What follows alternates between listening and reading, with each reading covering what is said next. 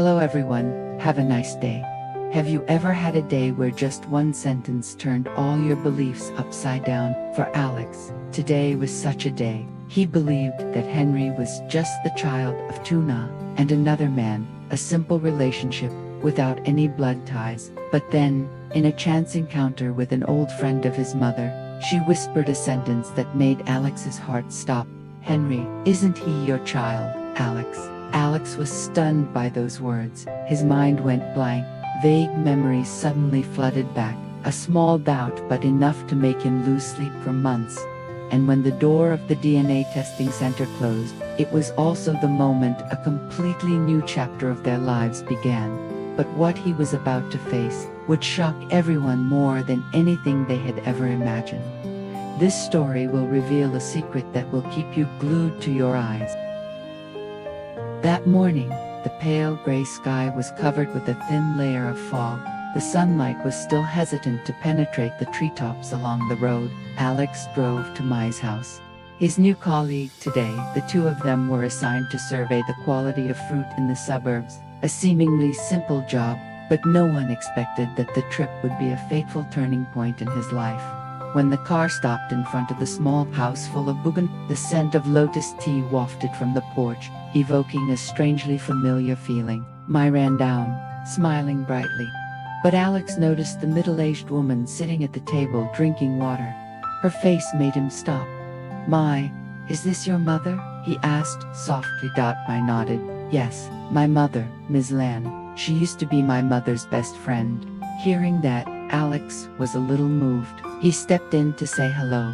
Ms. Lan's voice was warm, but her eyes seemed to contain something difficult to say. They chatted for a while about work, about his mother. Then, while Mai went inside to get the papers, Mrs. Lan looked at Alex for a long time, her voice trembling. "Alex, I was planning not to say anything, but maybe you need to know. I heard rumors that Henry, that boy, is your biological son." That sentence was like a knife piercing straight into her mind. The surrounding air suddenly became thick. The birds chirping on the porch seemed to stop. Alex stood still, his heart pounding. The images of Henry, his eyes, his smile, his gait suddenly became completely different. He tried to stay calm, asking again, "You said Henry is your son, but how is that possible? Who told you that?" Mrs. Lan just sighed. "The other day, someone told me, but I'm not too sure. If you want to know the truth, go get a DNA test." In that moment, Alex's foundations collapsed. He left the house in a storm of emotions, bewildered, scared, and driven by a vague conviction. If this was true, he had a right to know. And then, as the car rolled down the red dusty suburban road, a thought flashed through his mind. He had to do a DNA test, today. That afternoon, the sky was dark. The last rays of sunlight filtered through the car window, a weak yellow like Alex's mood. He drove slowly. Behind the seat, Tuna was holding Henry in her arms. Henry slept soundly in his mother's arms, breathing softly and evenly. The whole way, Tuna kept wondering, "Where are you going to take me and my mother?" Alex was silent, his eyes looking straight, his voice slightly worried. "I just need to confirm one thing. It will be quick." When the car stopped in front of the hospital, Tuna's heart suddenly ached. She followed him with a confused heart, not understanding what was happening. Only when Alex received the paternity DNA test registration form did she become silent. "Do you suspect Henry?" Tuna's voice trembled, hugging the baby tightly, as if afraid someone would snatch it away. Alex did not dare to look straight into her eyes, only softly said, "I need to know. I'm afraid I've forgotten something important all these years." Henry was still sleeping peacefully, his small hand tightly gripping his mother's shirt, carefree amidst the undercurrents in the adult's heart. Tuna looked at Alex, the man she once trusted, now a stranger, heartbreaking. In the cold white room, there was only the sound of a heartbeat, and confusion piled up in both their eyes. In the cold white room, the clock hands ticked dryly. Tuna sat still, holding Henry in her arms, her heart in turmoil. Alex stood by the window, hands in pockets, eyes staring out at the gray sky. When the doctor handed over the results, he only saw the cold words. DNA test results. No nhat. All the sounds around seemed to disappear. Alex was stunned, his mind blank. He read it again, hoping he was mistaken. But no, Henry was not his child. Tuna stood beside her, her eyes red, but not because of surprise, but because of hurt. She choked. I told you, why don't you believe me?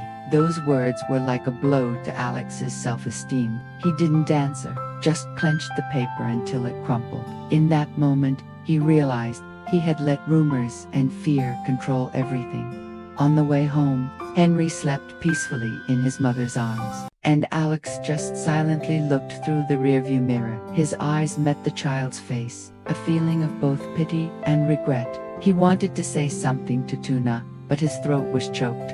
I'm sorry. The words finally came out, so softly that they almost disappeared into the sound of the drizzling rain.